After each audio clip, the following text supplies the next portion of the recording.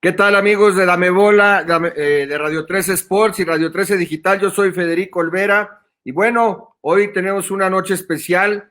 Hoy vamos a hablar de fútbol base, de todo el mundo de las fuerzas básicas, algo imprescindible, algo crítico y muy importante en el desarrollo del fútbol de cualquier futbolista. ¿Por qué? Porque desde niño es cuando se deben de digamos, reforzar o trabajar las habilidades básicas, las habilidades motrices específicas y básicas, y en general todo esto. Pero bueno, presentar a nuestro invitado hoy, el profesor Cristian Fragoso. Profesor, ¿cómo está? Mucho gusto por este medio, remotamente, ahora que desde la pandemia se ha puesto muy de moda todo esto. ¿Cómo le va?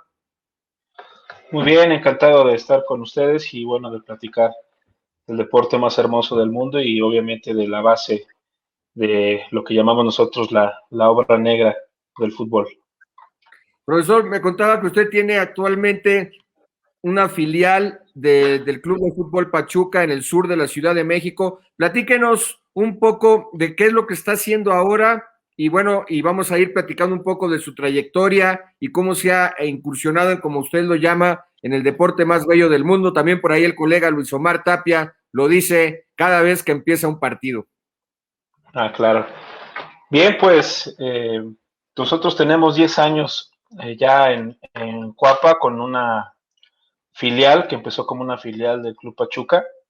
Ahora ya con el paso del tiempo se ha convertido primero en un centro de formación y ahora es un centro de captación de la Ciudad de México en la zona sur. La diferencia prácticamente, bueno, como escuela filial, pues tienes tus equipos, los vas organizando. En el centro de formación, pues ya tienes más categorías, empiezas a mandar jugadores al club para que los vean en fuerzas básicas y ya un centro de captación son aquellos centros que de alguna manera les mandan el talento para prepararlos y llevarlos al club directamente a un proceso de visoría final. O sea, usted es una escuela del Club de Fútbol Pachuca, la filial, a eso sería un sinónimo, filial y escuela. Sí, sí, claro. Tenemos niños desde los 5 años hasta jóvenes de 18, 19 años. Es una escuela antes de la pandemia, obviamente, de más de 200 jugadores. También tenemos equipo femenil, que ese proyecto tiene muy poco tiempo, pero ya estamos formando jovencitas para poderlas llevar al club y tengan una oportunidad de proyección más importante.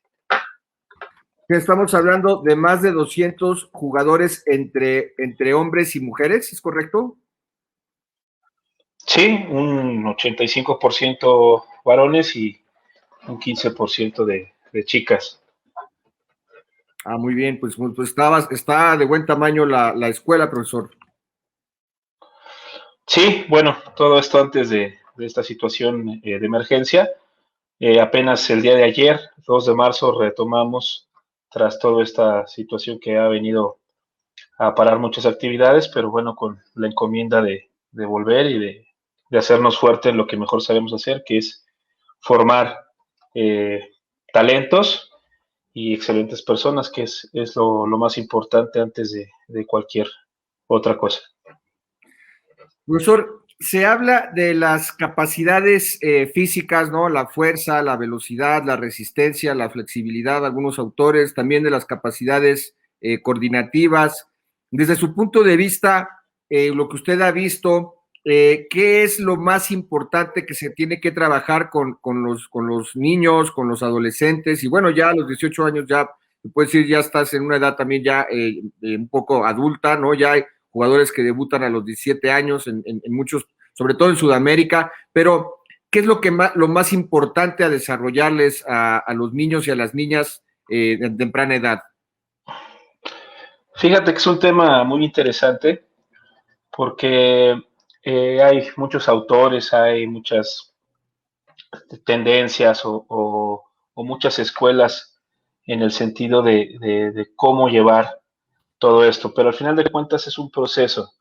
Nosotros tenemos la filosofía de, sobre todo, seguir las fases sensibles ¿sí? Las fases sensibles de un niño en su proceso, obviamente, de esa edad, a un joven y posteriormente ya a un jugador, pues por ejemplo, un sub-17 que ya prácticamente para tanto la Federación Mexicana como para todo el mundo es un profesional.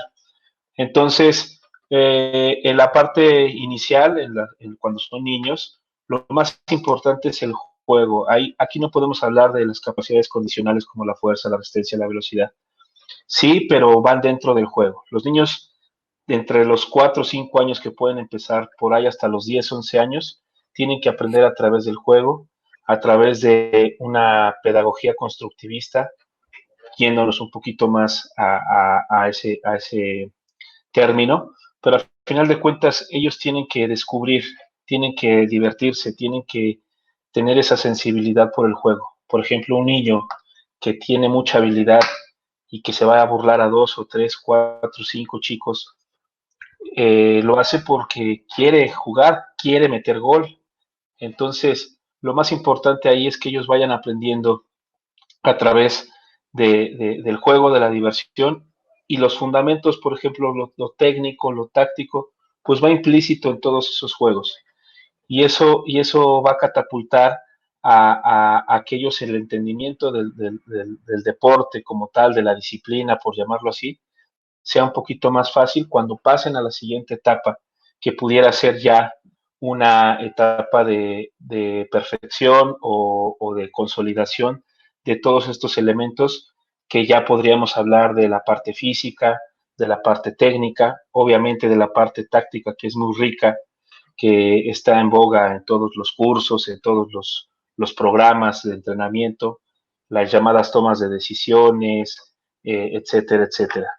Entonces, a final de cuentas es un proceso, ya cuando el chico consolida de los 12, 13, 14, 15 años, todos esos elementos, tras previamente haber pasado por una niñez en donde jugó, en donde descubrió, en donde tuvo mucho contacto con el balón, en donde tuvo mucha riqueza en ese sentido, va a pasar ya a la etapa final que vendría siendo ya pues entre la sub 15, la sub 17, sub 16 que le llaman algunos, ya el perfeccionamiento de lo físico, de lo táctico, de lo técnico, de lo mental, ¿no?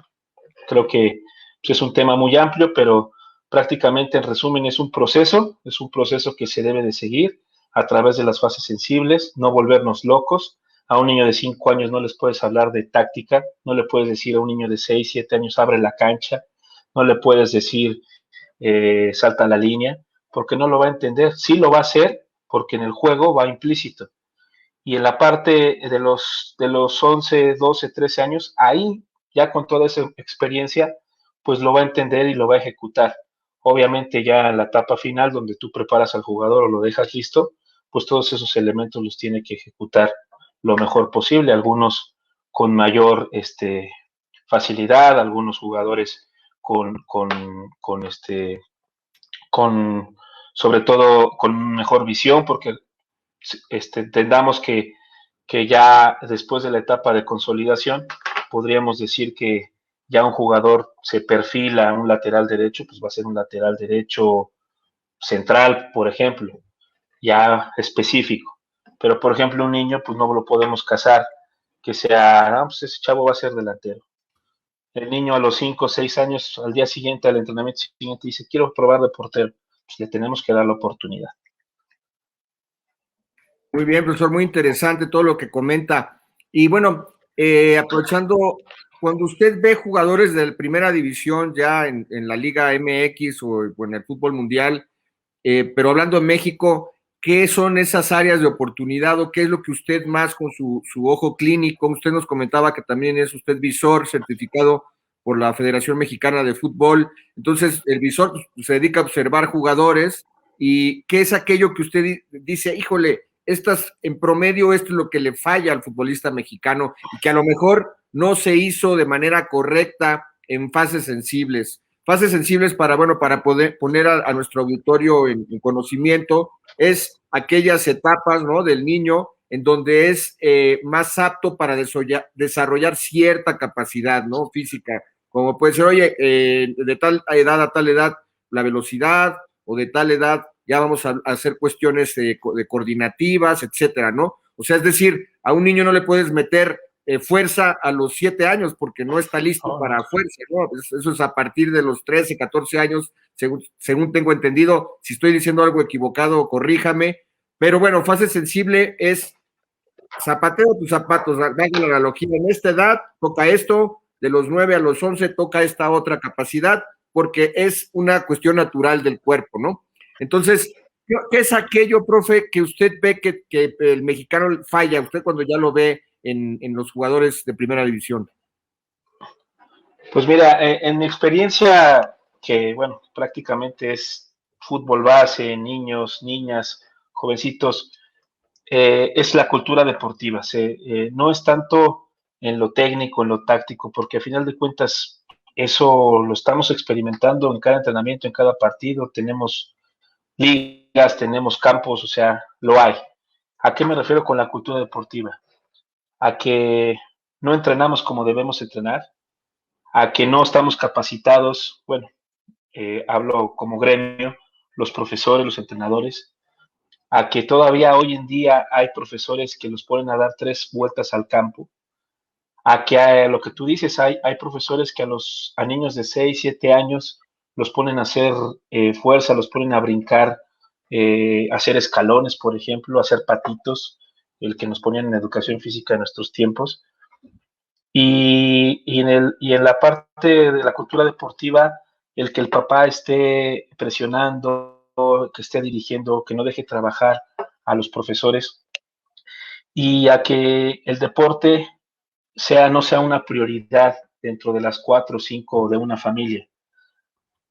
Ese para mí es el principal problema. ¿Sí? Falta de capacidad, de capacitación del gremio de los entrenadores, porque no todos lo saben, no todos tienen ese contacto. Hay muchos entrenadores que se desarrollan empíricamente. Lo de los padres de familia, que es algo que batallamos todos los días nosotros. Tiene mucha tarea. No, no va a ir, profe, porque hay mucha tarea. No va a ir porque hay mucho tráfico. Y cuando pasa esto en nuestro escenario, que es el fútbol base, en donde les damos las principales herramientas para poder empezar una carrera tan larga hasta llegar a un jugador de primera división, pues ahí se pierden muchos aspectos, se pierden muchas cosas. Ese para mí sería el principal problema. Ya pasando a otros elementos, yo observo mucho que, que al jugador no se le deja hacer, no se le deja decidir, ¿sí? Dentro de toda esta filosofía que se viene manejando ahora de que tomen decisiones los jugadores, de que no les expliques ya en la parte ya más específica de un entrenamiento, en el que no le des la receta de cocina, pues hoy vamos a hacer esto, hoy vamos a hacer lo otro, y este sirve para aquello, ¿sí? El jugador, si queremos jugadores pensantes, mejores jugadores, hay que provocar que se equivoquen, hay que provocar que ellos decidan, hay que provocar que los jugadores entiendan que el fútbol es un juego, explosiones, es tomar la decisión acertada. Por ejemplo, carecemos mucho de delanteros, ¿sí? Y el delantero tiene que estar mucho en contacto con la pelota, muchas veces está rematando a gol, muchas veces hacerlo, y no hay entrenamientos específicos y no hay entrenamientos que lo provoquen para poder generar ese tipo de jugadores. Esa es mi opinión en cuanto a lo que a lo mejor hace falta, la intensidad, el chavo, ya hablando de chicos de 13, 14 o un poquito más arriba, no se la creen, tienen muchos miedos, tienen muchos temores. Vas a un partido de fuerzas básicas y es jugadores fuertes, bien preparados físicamente, con entrenamientos de primera línea, traídos de metodologías europeas, porque muchas fuerzas básicas ya de los clubes profesionales tienen mucha influencia del fútbol europeo, por los cursos, por los seminarios, por gente de fuerzas básicas contratada que viene a México, pero ves al jugador que no se suelta, que no decide a tiempo, que tiene para encarar y suelta la pelota, o sea, detallitos que creo que se pudieran corregir, pero también no todo está mal, al contrario, hay mucho potencial y excelentes fuerzas básicas, pudiera decir, en cuanto a la preparación, en cuanto a la infraestructura aquí en México.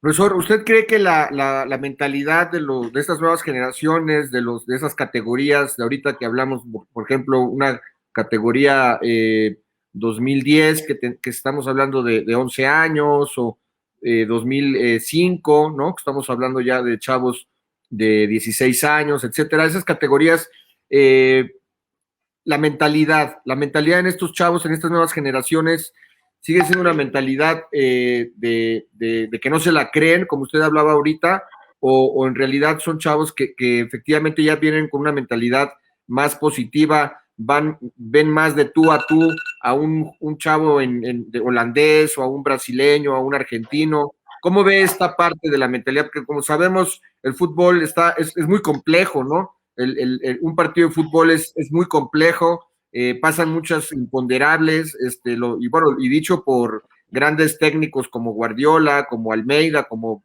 de talla mundial, el mismo Bielsa, pero digamos, dentro de esta complejidad del fútbol está lo mental, está lo táctico, está el fundamento técnico, etcétera, pero el futbolista mexicano joven, ¿cómo lo ve en la parte de usted de mentalidad cuando trabaja con todos estos 200 chavos en la escuela de la filial del Club de Fútbol Pachuca aquí en la Ciudad de México, tanto niños como niñas? Aquí en los centros de formación como el nuestro, pues te puede llegar el chico que nunca ha jugado fútbol y le tienes que dar el servicio. Te puede llegar un chico que tiene un proceso contigo, que ha avanzado, que tiene ciertas habilidades y muchas cosas por consolidar. Entonces, es un poquito a veces heterogéneo, a lo mejor poder discernir en mi trabajo, en donde yo estoy.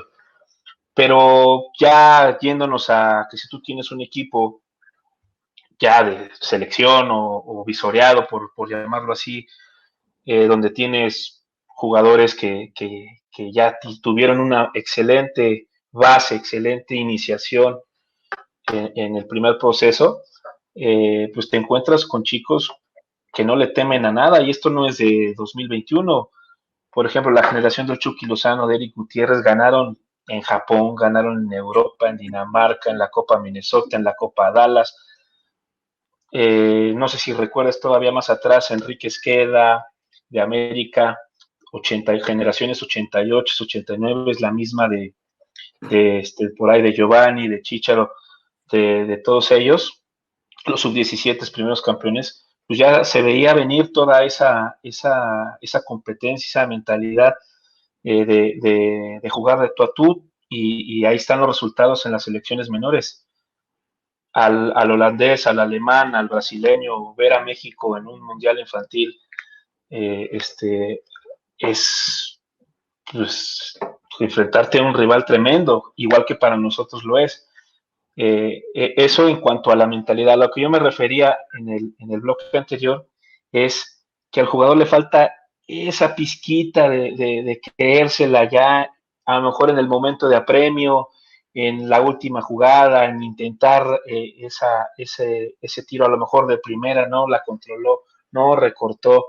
Es esos detallitos que yo desde mi perspectiva veo que aún nos falta para estar en los primeros 5 o en los primeros 10 mundialmente hablando, como fútbol, como selección mayor, selecciones infantiles, selecciones juveniles, selecciones femeniles.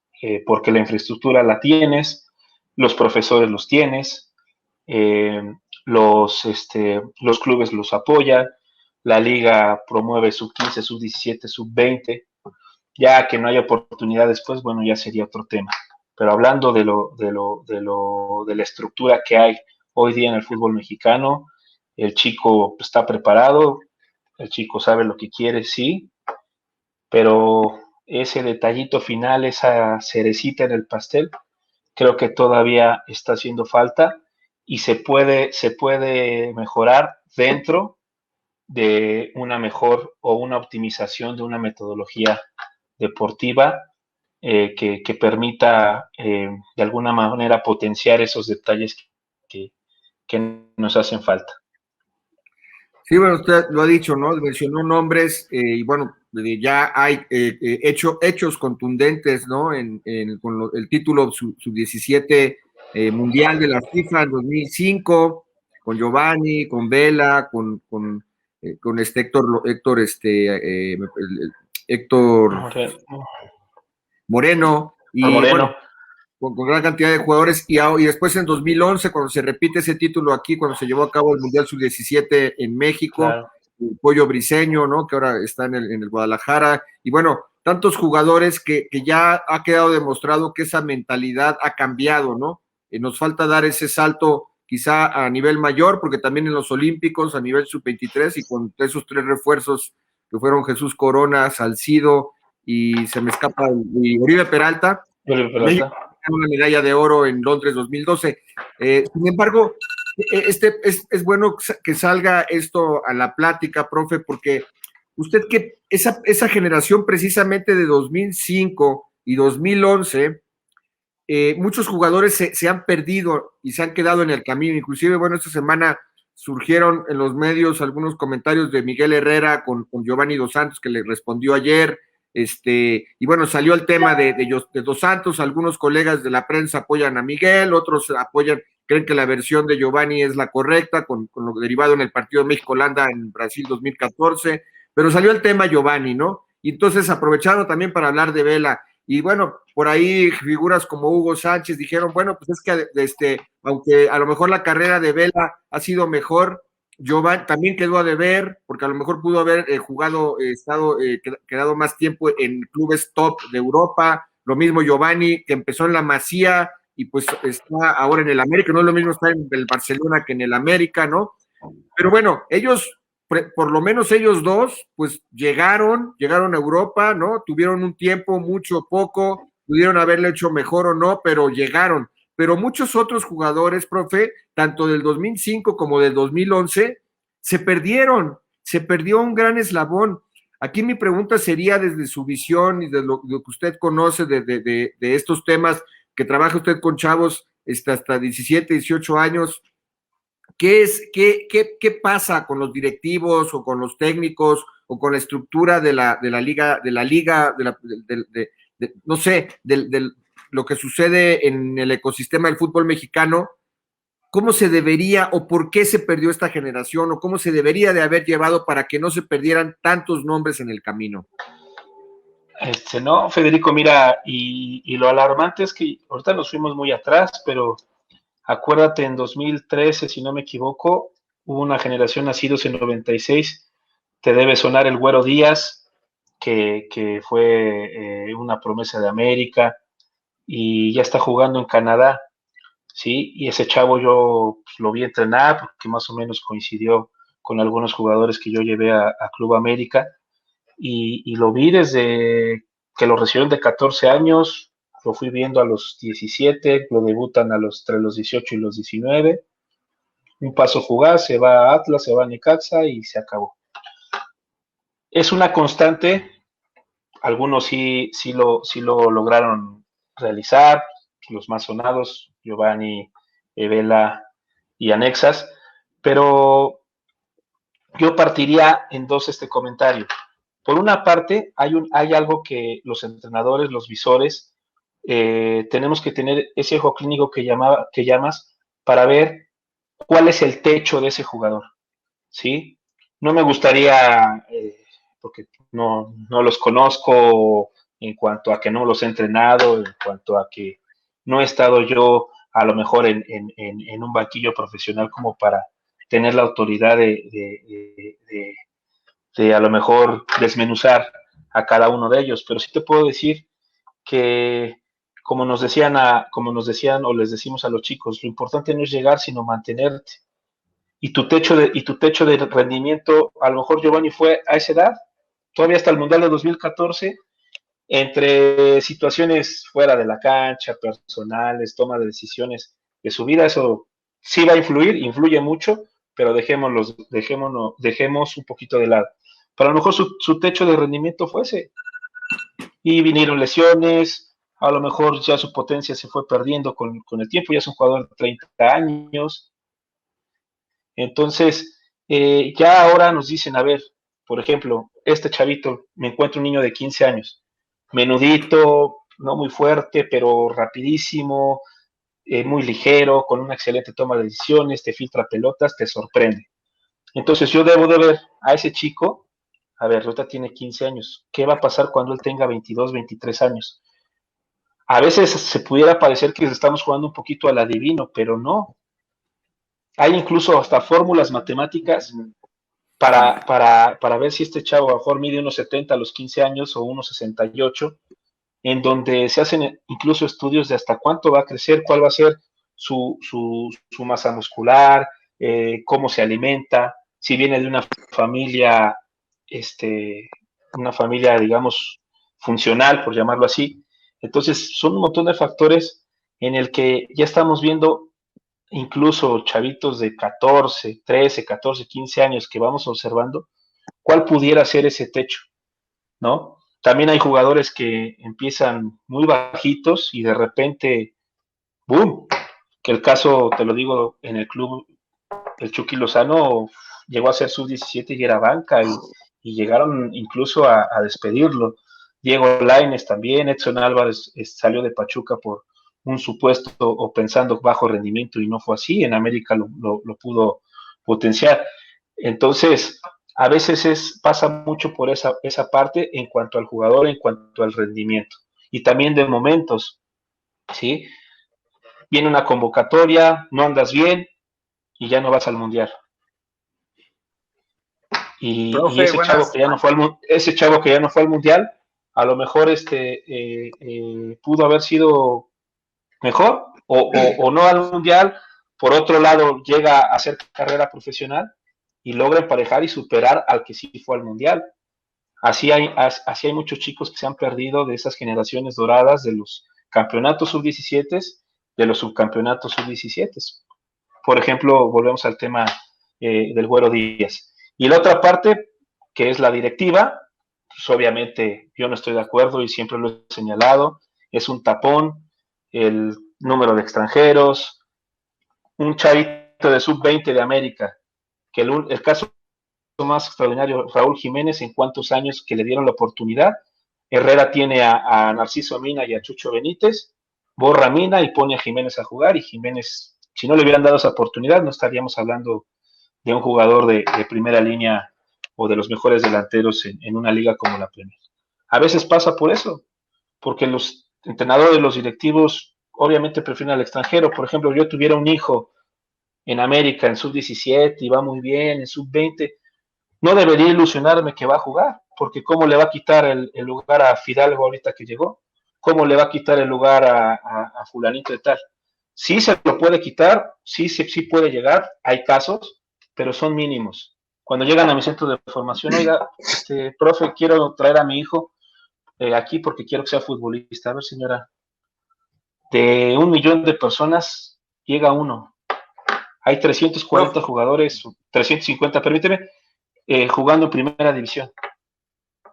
Y somos, nada más en la alcaldía de Iztapalapa, son que 5 millones de personas. Entonces, también hay que poner los pies en la tierra, son procesos difíciles y cada jugador prácticamente pues, tiene su propia historia y a veces pasa o por el techo de rendimiento, por situaciones externas, lesiones, malos hábitos, malas amistades, la fiesta, todo se engloba ahí y obviamente una estructura profesional en donde privilegias al extranjero, en donde privilegias al naturalizado, antes que el jugador hecho por tus fuerzas básicas, es lo que uno a veces no entiende estando de este lado. Disculpa, ahora sí. No, no se preocupe. Buenas noches, profe Fragoso. Mi nombre es Hugo Yáñez, gusto saludarlo. Fede, buenas noches. Pues, Pues bueno, yo ahorita sobre la pregunta que está aquí en cuestión, yo recuerdo que en los torneos largos de hace unos años, el número de extranjeros era reducido, yo recuerdo, eran 3 a máximo 5, y creo que sí, máximo 5 o 3, si regresamos a esa visualización, se le puede dar ese aporte a los jóvenes, que es lo que nos está dando hoy en día. Creo que hoy tenemos que, desgraciadamente, va por más interés comerciales, va por más interés de otros lados, que le compete a la Federación Mexicana de Fútbol como a los clubes. Entonces yo creo que si se retoman las bases como era anteriormente en las décadas de los 80, todo a principios de los 90, podemos regresar a ese aspecto.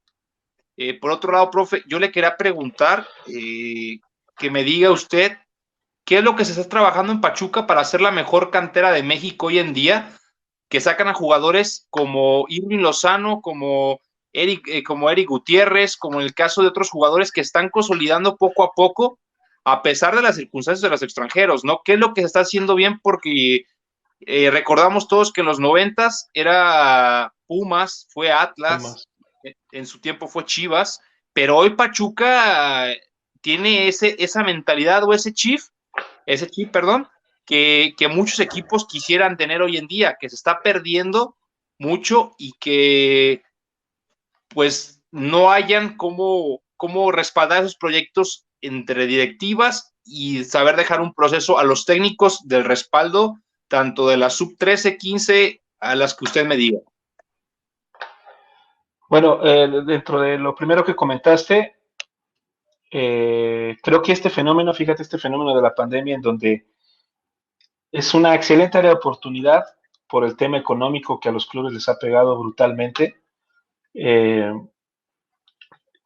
ahora sí apostar por los chavos, ¿sí? Porque traes a extranjeros de medio pelo que no rinden, ahí tienes a los chavos y varios clubes, si te fijas, ha habido muchos debuts. Santos, un chavo, un extremo izquierdo, Campos, que me pareció fabuloso. El mismo América con Naveda, que nos ha sorprendido. Yo lo llegué a ver en una visita que hice al club y pues lo vi con cara de niño prácticamente, y prácticamente un año de pandemia ya lo ves debutar y dices, wow, fabuloso. El mismo Pachuca, o sea, creo que esta es una excelente oportunidad para que cambien un poquito esas cosas, ¿no? Obviamente los de presupuesto van a seguir trayendo, pero equipos que pueden ser esos propulsores de este cambio, creo que es la mejor oportunidad ahorita que a lo mejor no se pueden contratar tantos jugadores por la situación económica. Creo que es la mejor opción. Y sí, yo coincido contigo, mientras menos jugadores extranjeros haya, más oportunidad, van a crecer los jóvenes. Y sobre todo también en posiciones importantes, los delanteros. O sea, JJ Macías, ¿qué le pide a quién te gusta? A Furch, no le pide nada. ¿Qué le pide a lo mejor, qué te gusta? Ormeño tiene la estatura, tiene remate, sabe botarse, tiene un excelente manejo de perfiles. Entonces, no le pide nada a lo mejor al delantero, por ejemplo, a Quiroga, ¿sí? Que lleva un año prácticamente, nos deslumbra y llega prácticamente un año y falla unas que dices, no puede ser, ¿no? Porque igual que las falla mejor un jugador de tu cantera. Sí, ahorita nos pasa de Pachuca con Roberto de la Rosa. Roberto de la Rosa, tú lo veías en sub-20, metía goles a racimo. Todos decían, este cuate es un fuera de serie. Claudio Aguilera, el técnico actual de la 20, es chileno, de la sub-20 de Pachuca. Lo tuvo y estaba muy cerca de él, y te lo dice, este es el mejor delantero mexicano que yo he visto. Y ahorita no se le están dando las cosas. También a veces, es un poquito difícil, ojalá y enderece, pero es un tema complejo. Y de la parte de la oportunidad, pues es esa, que se les dé, y tenemos que seguir nosotros generando desde pequeños, cambiar muchos hábitos, tratar de moldear muchas cosas para poder entregarle a nuestros clubes con los que tenemos afiliación o participación, pues mejores jugadores, porque todo eso que se va acumulando de un jugador va empezando desde que llegan a los 6, 7 años con toda la ilusión de jugar al fútbol. Profe, usted como visor y en el pasado, pues mucho era de la percepción del visor y de lo que veía a un chavo, ¿no? Pero ahora con la adopción de la tecnología que tiene la Federación Mexicana y bueno, en el mundo existe, ¿no? Las cámaras, el CU Play, el Y-Scout, el WIMU, que de hecho hoy se le cayó al Chicote Calderón en el partido de Chivas contra Querétaro de la espalda, este dispositivo que se ponen en la espalda para medir velocidad, distancia, aceleraciones, recorridos, etcétera. Y a lo mejor a un visor se le facilita para poder detectar, ¿no? Tú en el Y-Scout puedes ver a cualquier jugador del mundo. Preguntarle, ¿usted en la filial en donde usted trabaja usan esta tecnología? ¿O esta tecnología ya se empieza a usar solamente en fuerzas básicas allá en Pachuca? Me disculpo porque no respondí el segundo comentario y ahorita retomamos esto. Y me decías de qué hace Pachuca para estos jugadores.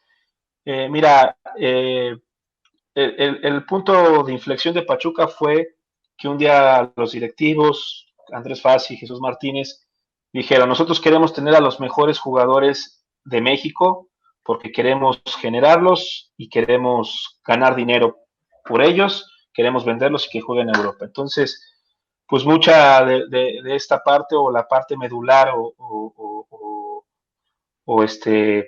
básica de este proyecto fue, a ver, voy a traérmelos, les voy a dar un internado, les voy a dar escuela, les voy a dar asesoría, les voy a dar alimentación. Entonces, todas estas generaciones de Chucky, Gutiérrez, Herrera, que algunos llegan más tarde, no todos llegaron desde chiquitos. Luis Montes recuerden que es surgido de Pachuca, el Bullet Pen en su momento también, pero bueno, entonces esa fue una apuesta macro, digamos así, una apuesta de infraestructura que se fue derivando en generar esto. A lo mejor les costó millones de dólares, 5, 7, y al Chucky lo vendieron en 10 o en 11. Entonces, pues a final de cuentas es invertir y apostar, que fue lo bueno que hizo Pachuca. Ya ahora, pues muchas fuerzas básicas pues se han acercado, perdón, a estos parámetros, a lo mejor no tanto con una universidad del fútbol, pero pues ya los tienen ahí, los apoyan, se fijan en la alimentación, en un modelo integral, y eso también ha potenciado mucho el trabajo y el éxito de las selecciones menores.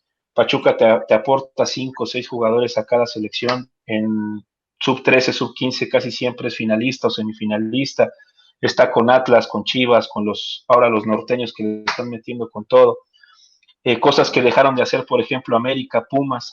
Tú dime en Pumas, después de Luis García y de Jesús Olalde, ¿qué delantero mexicano han generado en más de 25 años? Lalo Herrera está perdido. Nada. Y traen ahora un panameño. Sí ponen a Montejano, pero porque se lesiona dinero. No lo ponen porque apuesten por él. Hay un jugadorazo en Pumas que es el hijo del Iguala Carreón, que roba en la sub-17, es un jugadorazo, ojalá y tenga una buena carrera. Creo que debutó en Copa o ya tuvo la oportunidad. Y dices, tú como entrenador de fútbol base o estando cerca de las fuerzas básicas, que ves 100, 200, 300 jugadores y te sorprende y dices, este chavo es diferente, nunca había visto algo así, pues ojalá que apuesten por él y lo pongan, pero esa es la situación. Para mí la palabra clave para ya finalizar ese comentario es la apuesta, invertir en los chavos y darle salida, y ahí está Chucky, ahí está Gutiérrez, ahí está Pizarro, y pudieran haber mucho más, pudieran haber el triple, el cuádruple y hasta más, pero pues por lo otro que ya habíamos comentado, pues a veces se tapa todo esto. Y Federico, de lo que comentas de de la tecnología, te soy muy sincero, mira, yo ya no tengo tanto contacto ahí y de hecho en la mayoría de los clubes, o al menos en Pachuca, está muy separado. La parte de visoría es un departamento muy específico y hay otro departamento que se llama rendimiento deportivo.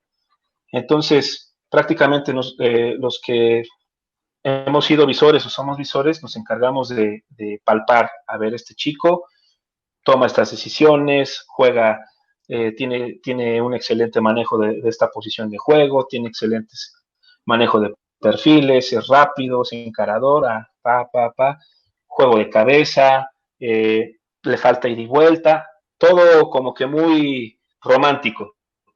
Entonces, yo levanto, por ejemplo, Federico Olvera, me interesa, ¿qué juega? Pues, extremo derecho, es encarador, de 5 mano a manos, me ganó 4, me gusta. ¿Qué le falta? Pues un poquito de físico. Tal. Entonces, ese reporte pasa ya a otro departamento que es el de rendimiento, y si ese chico nos interesa, bueno, primero obviamente tiene que pasar filtros, etcétera. El técnico de la categoría pues, lo tiene que ver.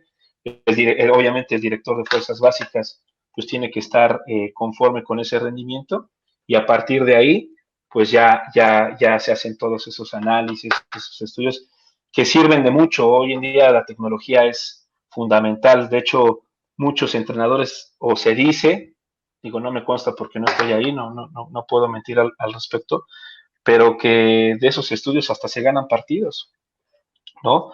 ¿Cuántas veces pisa el área ahí? Este contención, estos tipo, lo que les llaman los box to box, ¿no? Entonces analizan, a ver, incluso en el primer tiempo, pues es más agresivo el segundo contención, entonces hay que ponerle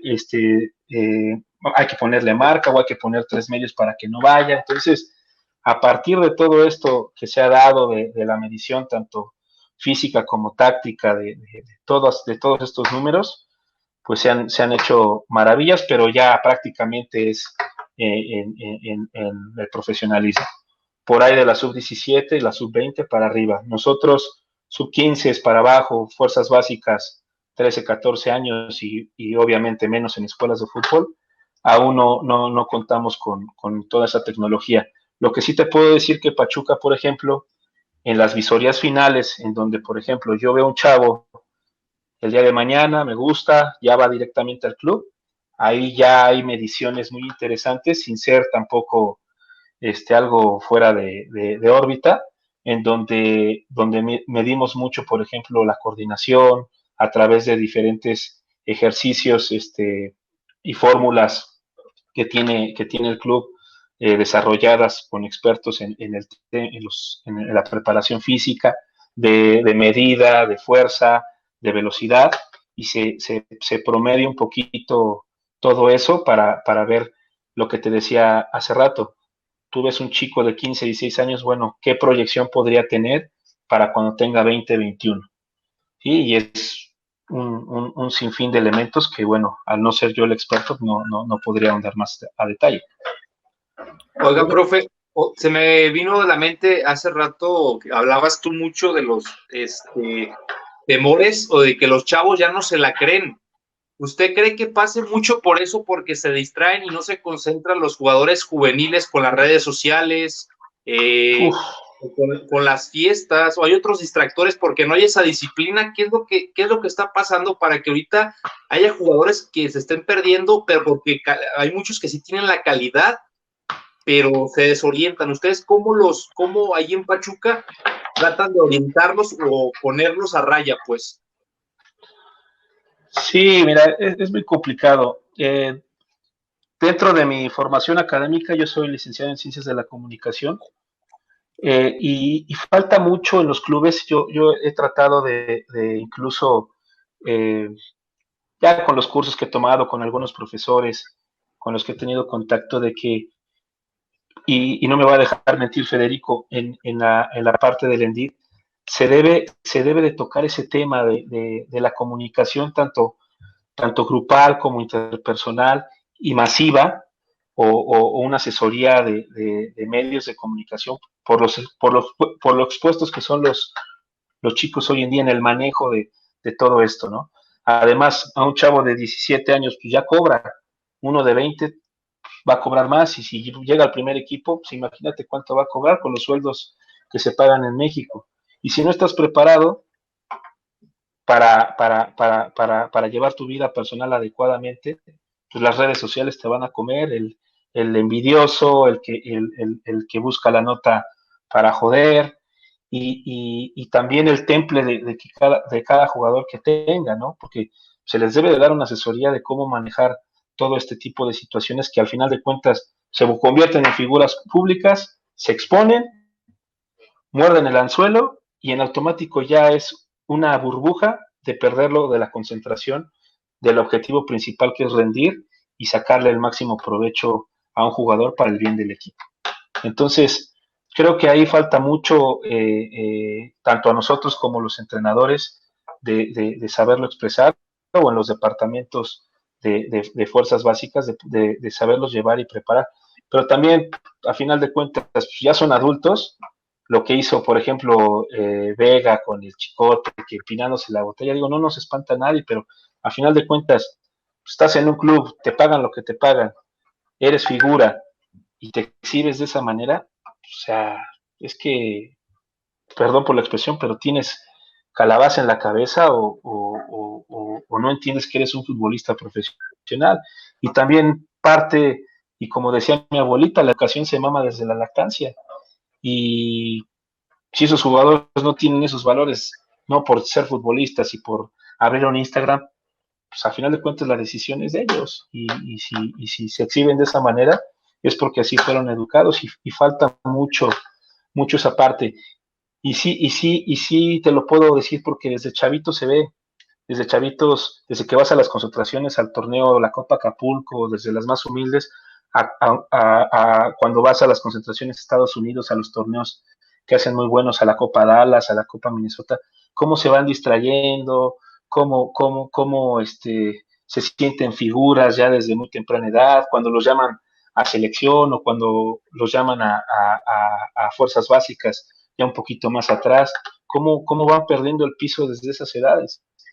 Y si no lo logran asimilar con el buen consejo de un padre, con el buen consejo de un entrenador que tenga el conocimiento para poderlo llevar, pues va a tener 18, 19, 20 años y lo va a seguir haciendo, como lo hacen, pues creo que el 70% de las Chivas del Guadalajara, lo han hecho en Pachuca, lo han hecho en todos lados. O sea, creo que pues, también es generacional, no lo sé, pero lo que sí te puedo decir que sí es un problema que créeme que a los clubes y a los entrenadores sí les afecta, y están preocupados por ello, porque pues, la cabeza está en acabar el partido y mandar la foto en Instagram, en lugar de como antes, ¿no? Como me tocó, aunque yo no fui jugador profesional, pero sí jugué a un buen nivel. Te puedo decir que era pues platicar hacer grupo, platicar con tu compañero, platicar con el profe, platicar con el equipo, qué pasó, qué podemos mejorar, o a lo mejor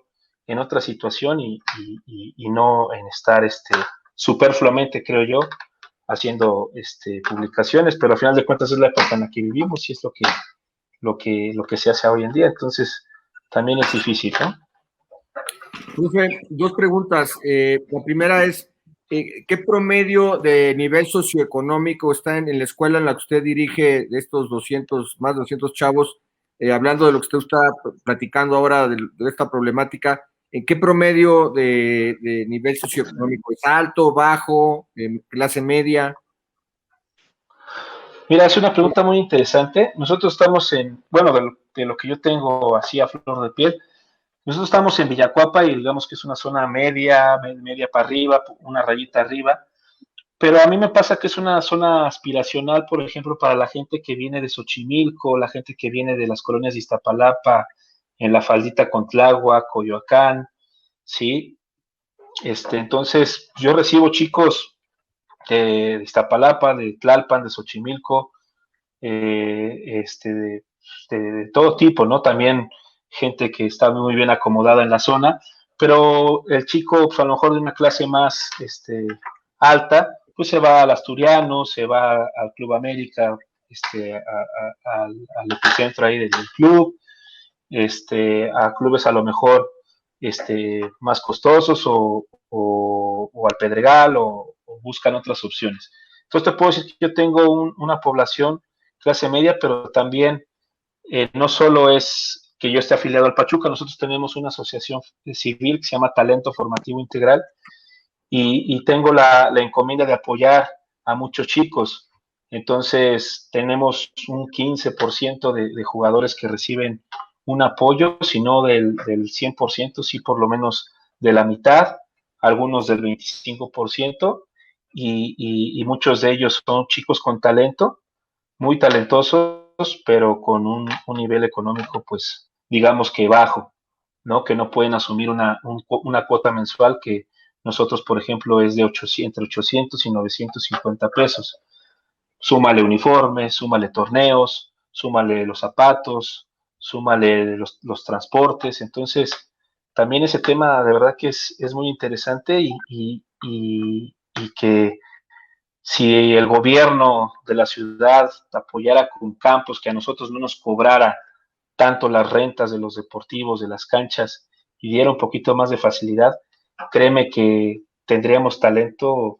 Imagínate los chavitos que juegan abajo de los puentes de las colonias, cuánto talento puedes encontrar. Cristiano Ronaldo salió de la calle, Romario salió de la calle, Neymar salió de la calle.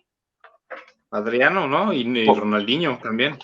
Imagínate, o sea, Salcido salió de que lo invitaron a una reta y no se completaban y ahí se descubrió Salcido. Entonces, muchos, yo tengo 200, pero bueno, tuve 200 por todo este tema, pero ¿cuántos chavos no puedo ver porque no los pueden llevar? Ahora, el tema de las familias disfuncionales, pues antes te llevaba el papá, la mamá, ahora pues hay chavos que no los pueden ni llevar, no los pueden ni llevar a mejor tienen para pagar, pero no los llevan, están encerrados jugando Fortnite, jugando FIFA, jugando videojuegos, y cuánto talento no nos hemos privado de ver, ¿no? Por muchas situaciones, tanto sociales como económicas, ¿no? Profesor, es muy interesante lo que comenta. Precisamente aquí viene un planteamiento. A ver, ¿qué opina usted?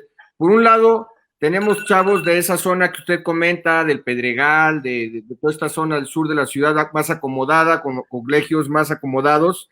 Y por ahí, esta gente, su forma de pensar es de que, bueno, mejor estudia una carrera y dedícate a algo que te va a dejar, ¿no?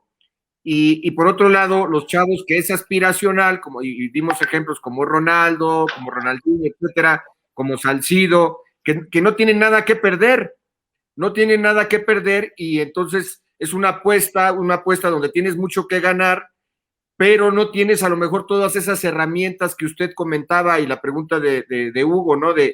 Oye, la buena guía del papá o de la escuela de paga que te van llevando, que tienes más disciplina, que te exigen, y por otro lado, en una zona más aspiracional donde estás luchando por comer, y en donde, como usted dice, ya llegan a los 13, 14 años, como no tienen ese seguimiento, o lo saben, esa guía, ese mentor,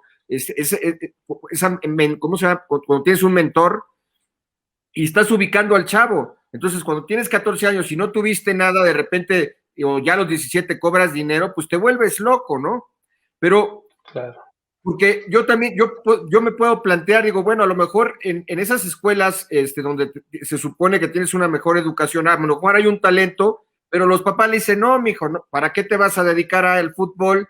Si es una apuesta en donde a lo mejor tienes mucho que perder, y aquí tenemos la posibilidad de darte una carrera en una universidad importante y una carrera donde no te va a faltar un sueldo. Ahí usted lo ha analizado, lo ha visto, se pierden chavos interesantes que tienen una buena educación, y bueno, no necesariamente que también tengan, porque también hay factores genéticos, hay cuestiones de adicciones que tienen también una predisposición genética. O sea, tampoco es que un chavo de una buena escuela de paga, donde pagas mucho dinero por su educación, vaya a ser una estrella, ¿no? O sea, se tienen que dar muchas cosas, pero por lo general sabemos que el fútbol, los grandes jugadores vienen de extracto bajo, la mayoría. Pero mi pregunta es en relación a la cultura, porque por ejemplo en Argentina yo podría pensar que tanto la cultura, digamos, de una sociedad con dinero y la sociedad que no tiene dinero, hay una pasión por el fútbol, y a lo mejor va a llegar un jugador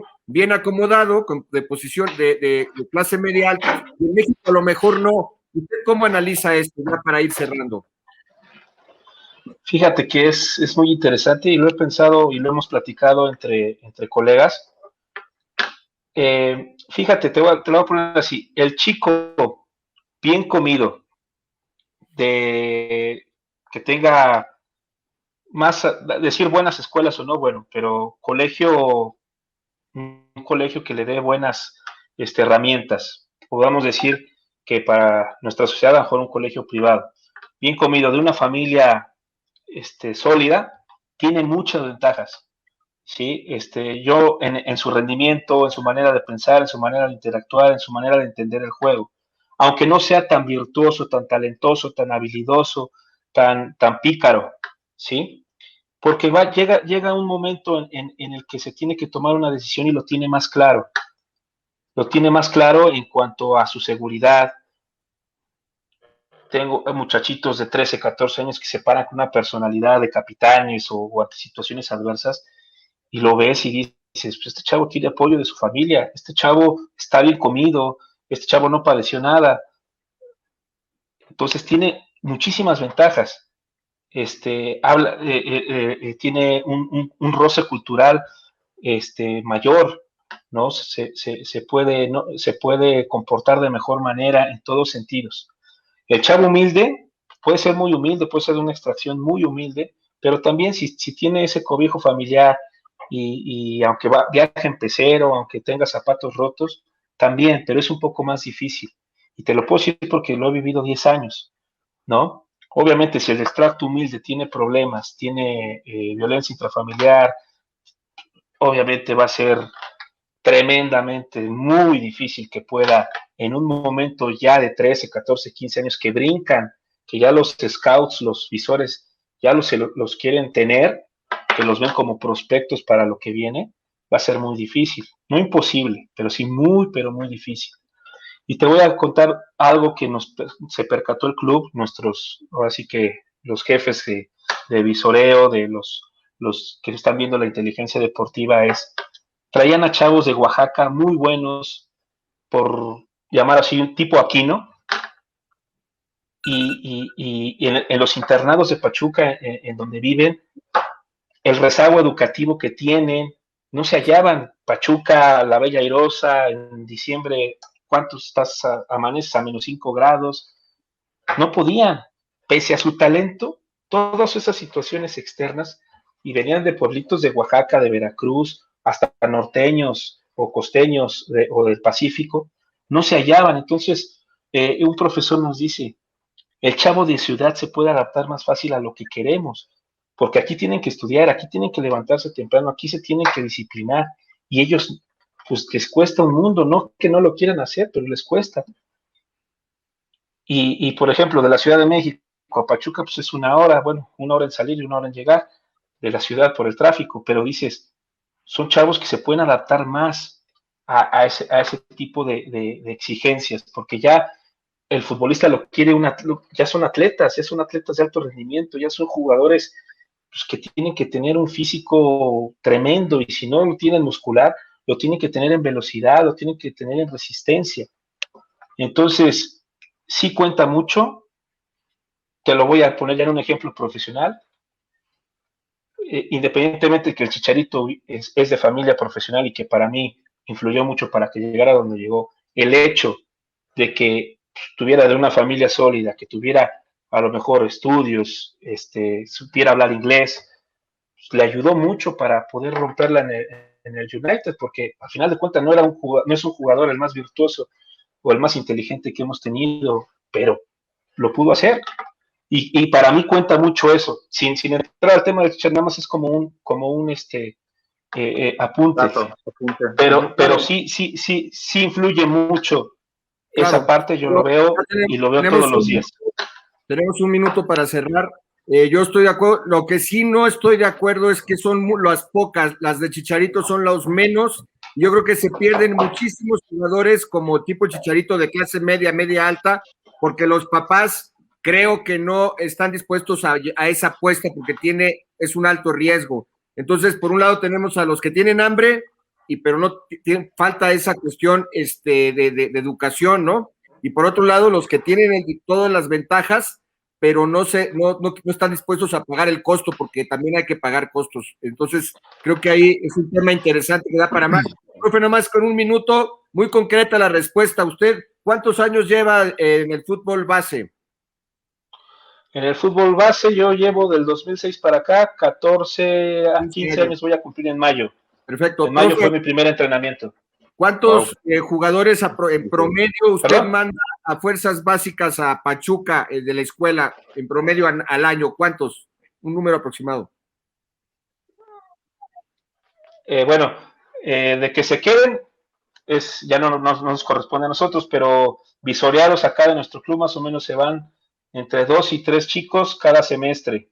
Ya allá en el último filtro les dicen si se quedan o no. Cuando no se quedan y Pachuca me los regresa, por medio de la asociación que tenemos, les buscamos también oportunidad y hemos dejado jugadores en Cruz Azul, en Pumas, apenas un nacido en 2007, y en algunas, ya cuando son un poquito más grandecitos y no les alcanzó, para fuerzas básicas buscamos una tercera división que no les cobre, porque las terceras también es todo un tema.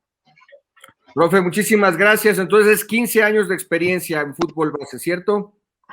Sí, a sus órdenes. Muchas gracias, profe. Muchas felicidades por los 15 años.